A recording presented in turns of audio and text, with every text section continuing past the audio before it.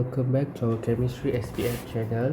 So ini video bahagian seterusnya sambungan untuk pengoksidaan dan penurunan dari segi hidrogen pula. Okay, so tadi kita belajar untuk oksigen kan. So untuk oksigen kita summarize bahawa mana dia? Pengoksidaan terima oksigen, penurunan hilang oksigen. Betul tak? So untuk konsep hidrogen dia akan reverse. So tadi pengoksidaan dia terima oksigen, betul tak? So in current case pengoksidaan akan hilang hidrogen. Okay, sebab tadi dia terima tadi dia terima oksigen. Okay, cara saya ingat ni saya akan share sekejap lagi. Okay. Dan untuk penurunan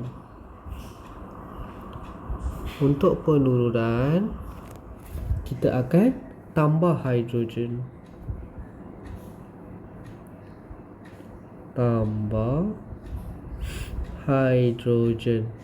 Okey. So cara saya ingat macam ni.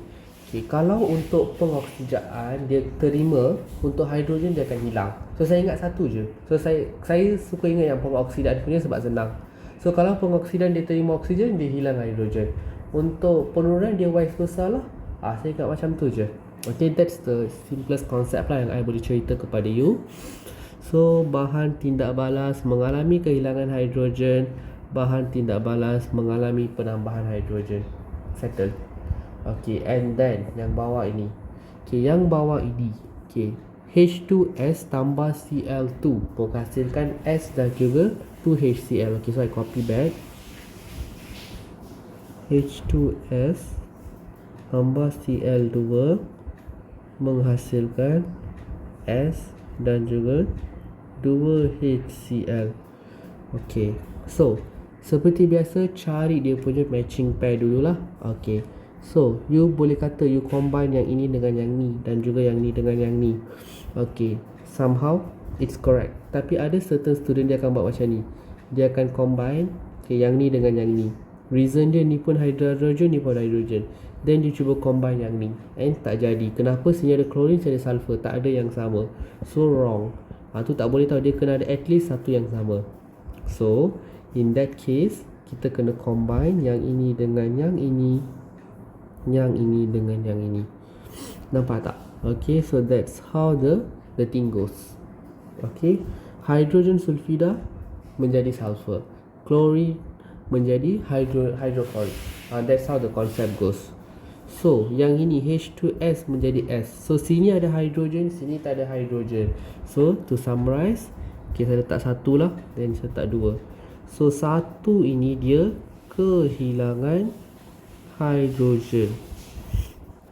Okay, then nombor dua, second one. Okay, ni chlorine, ini hydrochloric. Ni tak ada hydrogen, ni ada hydrogen. So dia terima hydrogen. Nampak tak? This is how the concept goes. So disebabkan kehilangan hydrogen, nama proses dia adalah pengoksidaan.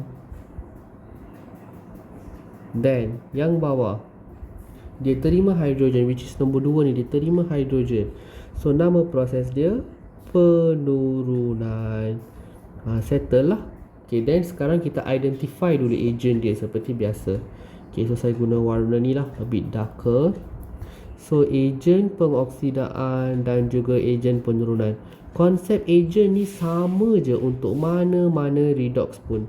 Okay, tak kisahlah dia dari segi oksigen ke, segi hidrogen ke, segi elektron ke, apa-apa pun konsep dia sama. Yang dikatakan ejen pengoksidaan adalah bahan yang mengalami penurunan. So siapa yang mengalami penurunan? In our current case, yang mengalami penurunan adalah, yes, betul, chlorine. So our ejen pengoksidaan is chlorine. Okay, ejen penurunan yang mengalami pengoksidaan. Siapa yang mengalami pengoksidaan? Okay, yang hilang. So H2S lah, hydrogen sulfida. So ini ejen kita. Then how about bahan yang diturunkan, bahan yang dioksidakan? Okey, saya tulis balik. Bahan yang diturunkan.